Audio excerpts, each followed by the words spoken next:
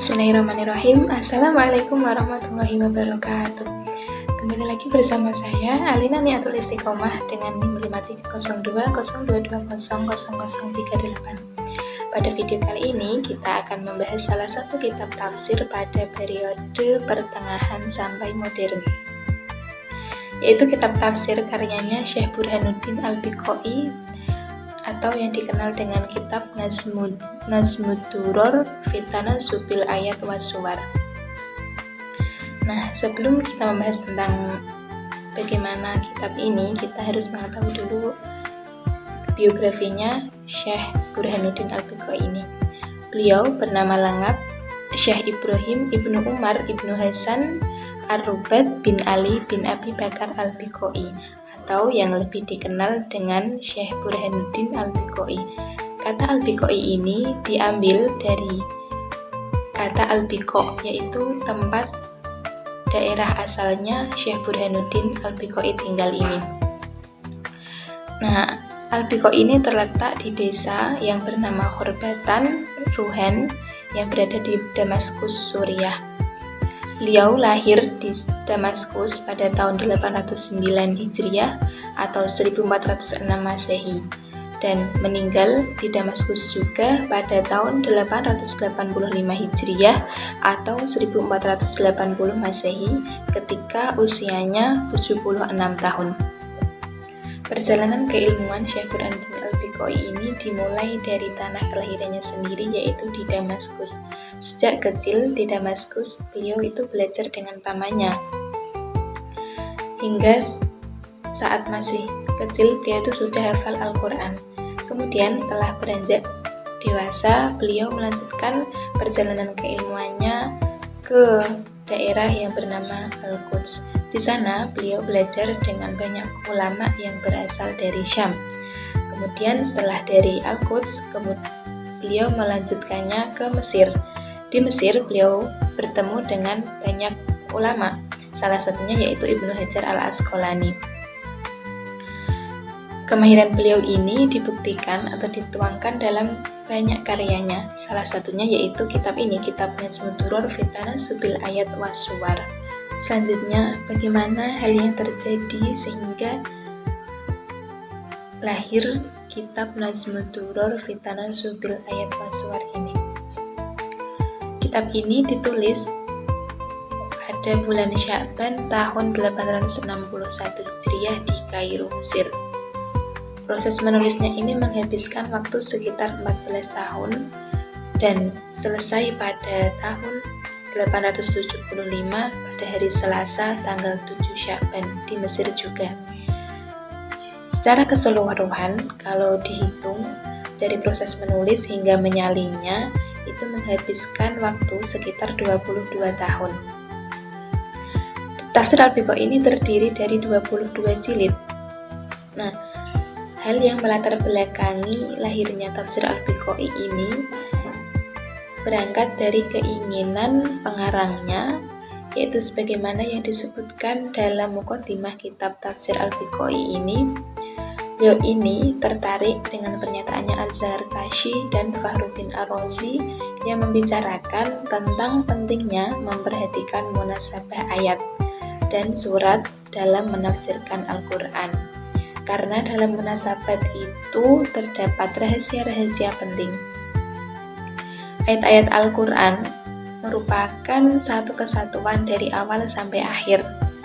Nah, Al-Biqai ini berkeinginan untuk mengungkapkan dan memperlihatkan rahasia-rahasia di dalam ayat yang tidak terlihat jelas oleh orang lain.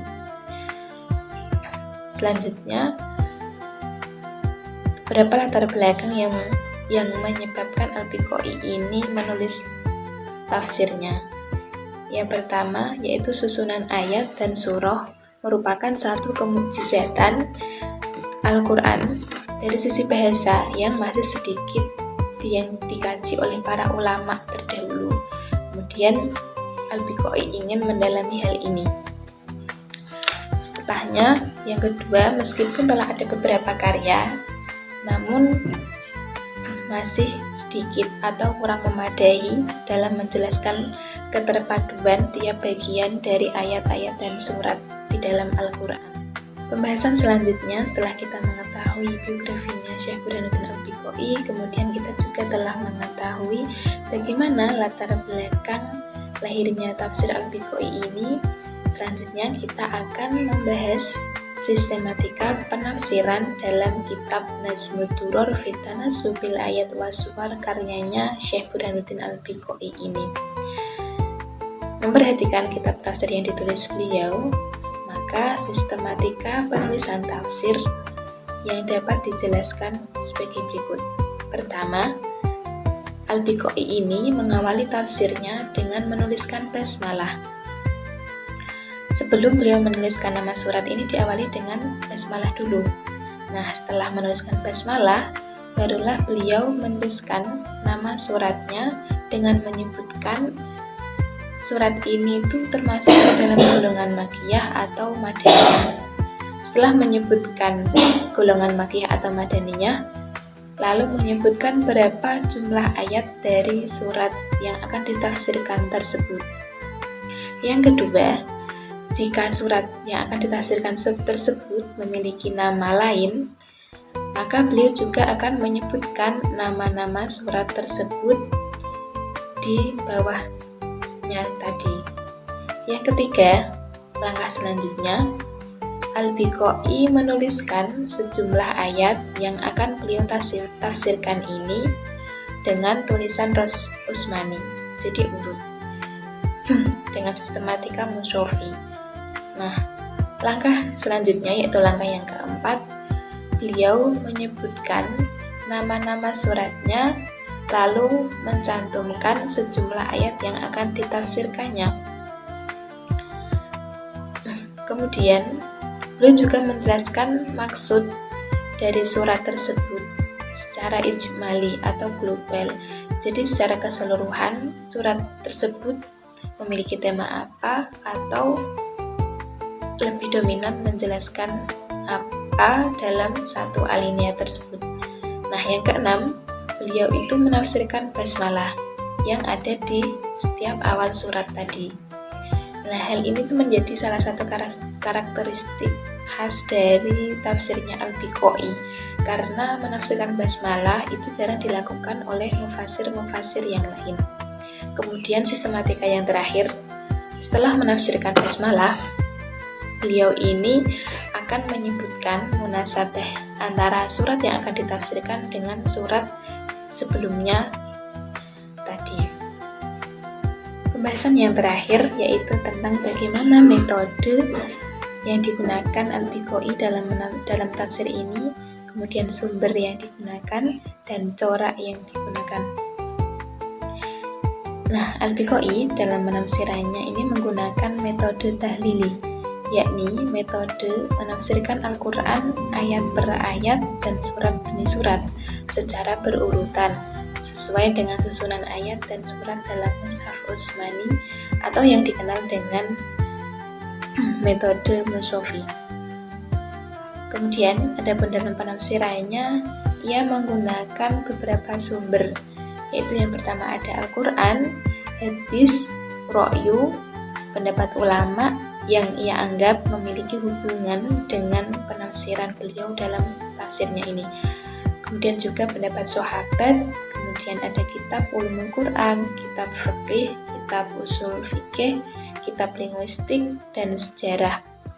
Dan kitab-kitab tafsir seperti kitabnya karya Imam At-Tabari, kitab tafsir karyanya Az-Zamakhsyari, karyanya As-Sa'labi, Al-Wahidi, dan Ar-Razi. Adapun pendekatan penafsiran yang digunakan Al-Biqai, beliau ini lebih condong kepada pendekatan ar-ra'yi.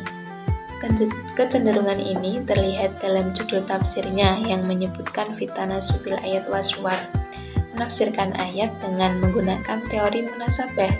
Hal ini adalah termasuk ra'yi, karena tidak mungkin membahas munasabah jika tidak mempergunakan ra'yi. Dalam menafsirkan ayat, beliau ini lebih banyak menafsirkan ayat dengan ar-ra'yi. Di samping itu, beliau juga menafsirkan ayat dengan riwayat, seperti terlihat pada halaman 109. Di sini terlihat Al-Biqai berusaha menggabungkan antara roi dan riwayah, walaupun pada penafsirannya itu lebih banyak roinya. Dengan demikian, dapat dikatakan bahwa corak tafsir yang digunakan beliau adalah tafsir biroi, karena roinya lebih banyak daripada riwayahnya. Corak penafsiran biroi atau suatu pendekatan penafsiran yang berdasarkan akal yang digunakan Syekh Burhanuddin Al-Biqai dalam kitab Nazmud Duror fi Tanasubil Ayat wa Suwar dapat dilihat pada penafsiran beliau ketika menguraikan ayat atau berkata dalam ayat. Beliau menjelaskan dengan menggunakan pendapatnya sendiri, yakni hasil dari ijtihadnya Al-Biqai sendiri. Terkadang Al-Biqai ini juga mengutip pendapat dari ulama lain untuk memperkuat penafsirannya. Demikian karena penafsiran yang dilakukan oleh Al-Biqai dalam kitab Nazmud Duror fi Tanasubil Ayat wa Suwar ini didominasi oleh penjelasan munasabahnya. Sedangkan munasabah Al-Quran bukanlah hal yang tauqifi. Munasabah didapatkan melalui ijtihad dari mufasir, sehingga tidak heran peran akal banyak mendominasi pada penafsiran Al-Biqai dalam karya magnum opusnya ini. Demikian penjelasan yang dapat saya sampaikan pada pembahasan tentang kitab pada periode pertengahan hingga modern, yaitu kitab karyanya Syekh Burhanuddin Al-Biqai.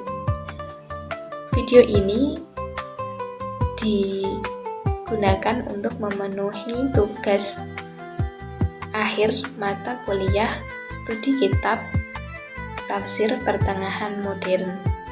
Semoga sedikit penjelasan yang saya sampaikan dapat menambah wawasan dan bermanfaat kepada kalian semua.